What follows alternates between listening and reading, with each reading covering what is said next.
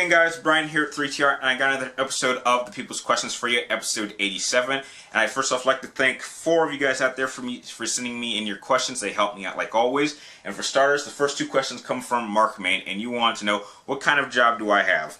Well, Mark Main, at this current time, I'm actually a photo specialist at my local Walgreens. As you can tell, I've been working there since 2010. I will be hitting my 4th year next April 9th, and I'm really only at this job simply to pay off some student bills and to gain some income, and it actually helps me get a lot of upgrades for 3TR, and it allows me to play games. So I would say it's just my main source of income, which allows me to live my life. Your next question is, after the Wii U, should the next console be a new version of the GameCube, and what do I think they should call it? Well, I'll be honest with you, I never actually played a GameCube very often. I was more of a PlayStation 2 person.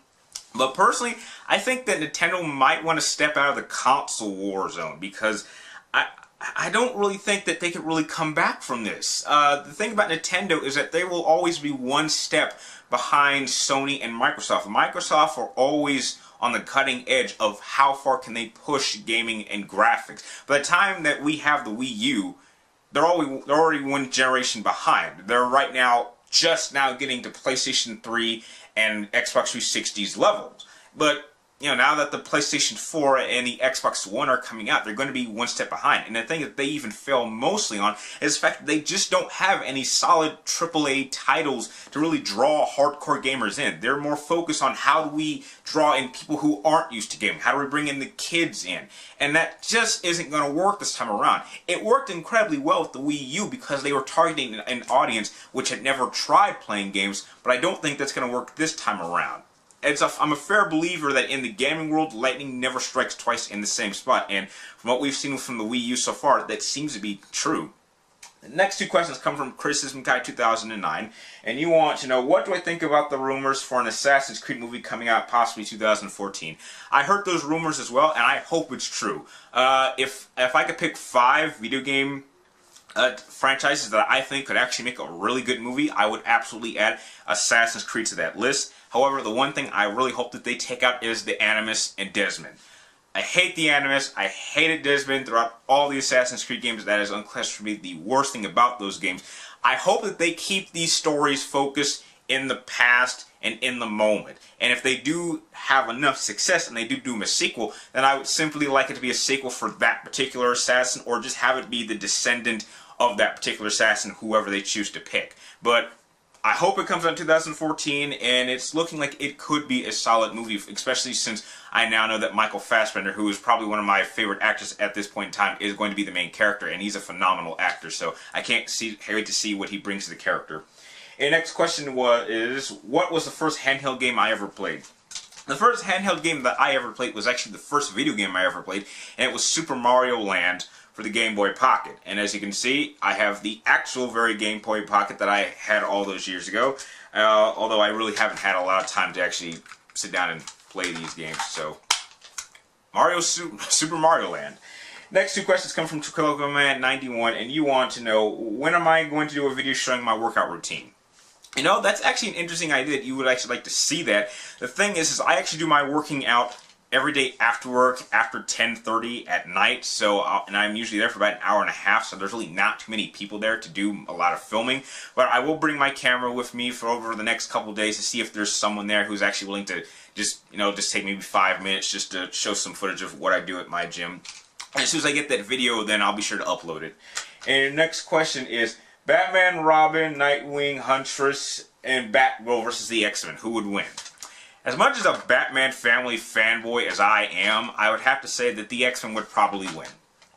To the Batman family's core, most of those members have been trained by Batman, and so more or less a lot of their tactics are very similar to Batman's. They may not be as brutal, they may not be as brutal or as precision, but they really do know a lot of the same moves. And even their gadgets, a lot of the gadgets that they use are more or less quite similar to Batman's. Even when Nightwing went off and did his own thing, he kept a lot of the things that Batman had taught him. I mean, he may have added a couple of toys of his own, but they're not quite as good as Batman. So out of that whole Batman family thing, your only person you have to worry about is Batman. And when you go to the X-Men are multiple different people that have multiple different powers, and they have actually been trained to use each other's powers as a team. So you have a group of people in the Batman family which are more or less similar that can work as a team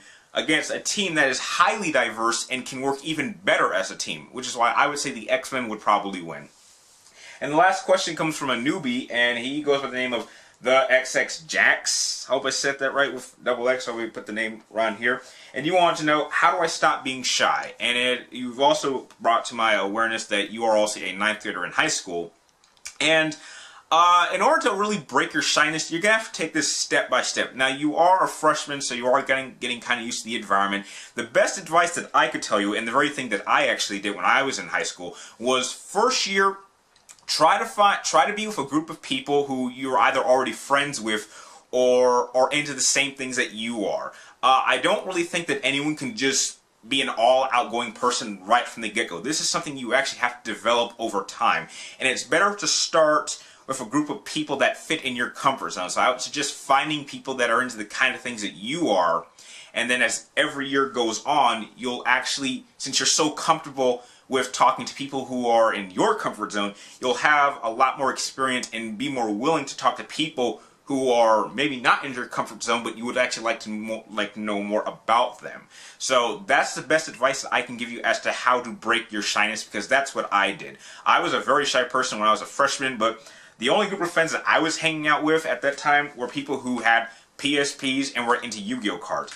And with every year that went by, I gradually had more and more confidence in myself to the point where I could really talk to anyone by senior year. In fact, I was even friends with a lot of the more prominent members of my varsity football team, and heck, that's saying something.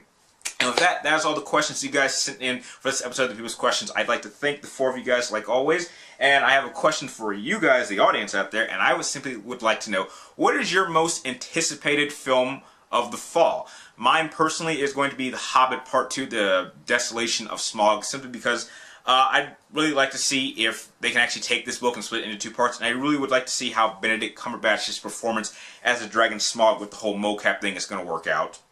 And like always, if you guys have any questions you would like for me to answer in the next episode of the People's Questions, just type them in the comments down below. Try to keep it to 2 questions per person, and try to get them to me before Wednesday, because I do film these on Wednesday, have a chance to render them on Thursday, and I upload them Friday morning. And like always, if you like this video, please like, comment down below, and please subscribe to check for me my future video topics, movie and video game reviews, and episodes of the People's Questions. And you can also check in the description down below for links to my Facebook, where you can friend me on Facebook or follow me on Twitter. And like always, thank you guys for watching. You're awesome, and I'll see you next time.